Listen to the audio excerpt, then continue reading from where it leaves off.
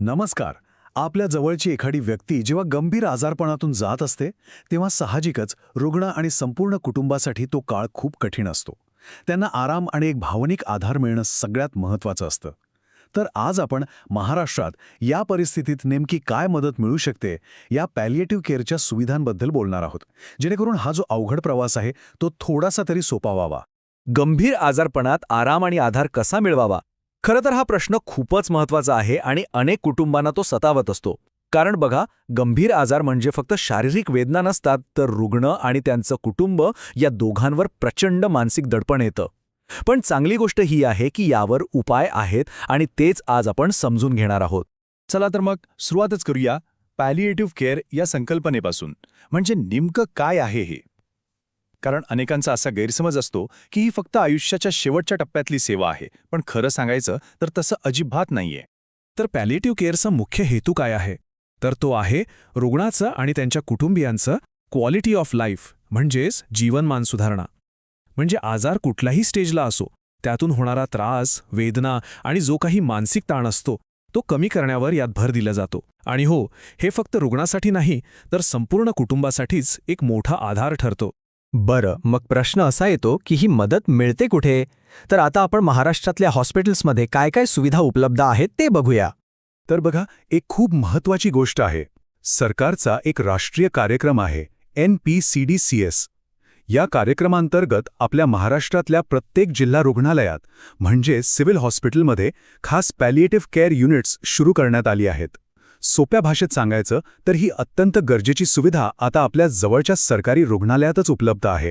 आता या युनिट्समध्ये नेमकं काय मिळतं? तर इथे मिळणाऱ्या सेवा खरंच खूप महत्त्वाच्या आहेत. वेदना कमी करण्यासाठी मॉर्फिनसारखी औषधं मिळतात. रुग्णांना मानसिक आधाराची गरज असते, त्यासाठी समुपदेशन म्हणजे काउन्सिलिंगची सोय आहे.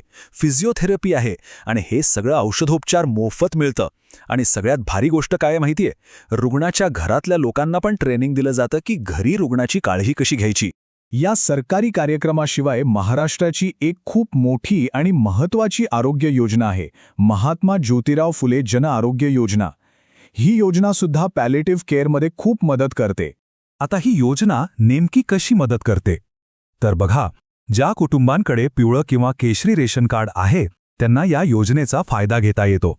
विशेषतः किमोथेरपी किंवा रेडिओथेरपीनंतर जे सपोर्टिव्ह उपचार लागतात त्याचा खर्च या योजनेतून उचलला जातो. म्हणजे उपचारांच्या खर्चाचं जे मोठं टेन्शन असतं ते बरंच कमी होतं.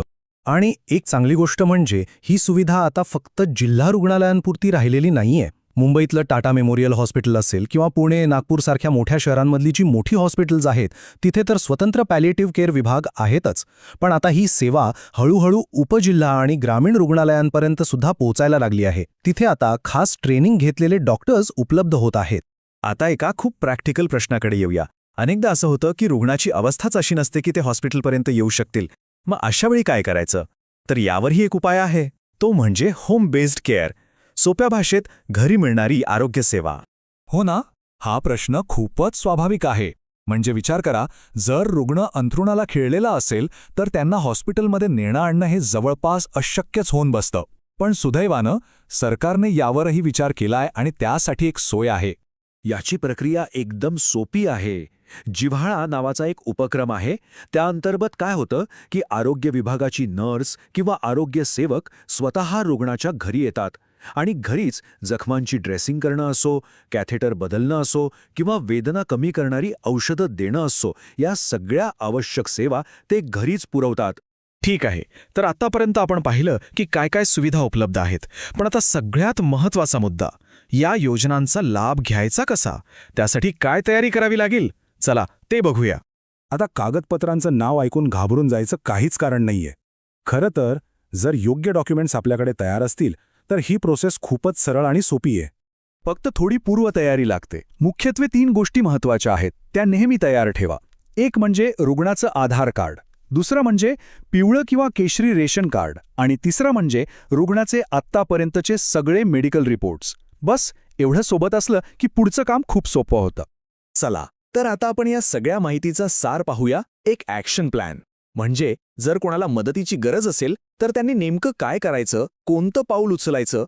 फक्त 3 सोप्या स्टेप्स लक्षात ठेवायच्या आहेत. स्टेप 1, सगळ्यात आधी जवळच्या जिल्हा रुग्णालयात म्हणजे सिव्हिल हॉस्पिटलमध्ये जा आणि तिथे पॅलिएटिव्ह केअर डिपार्टमेंट किंवा पेन क्लिनिक कुठे आहे असं विचारा.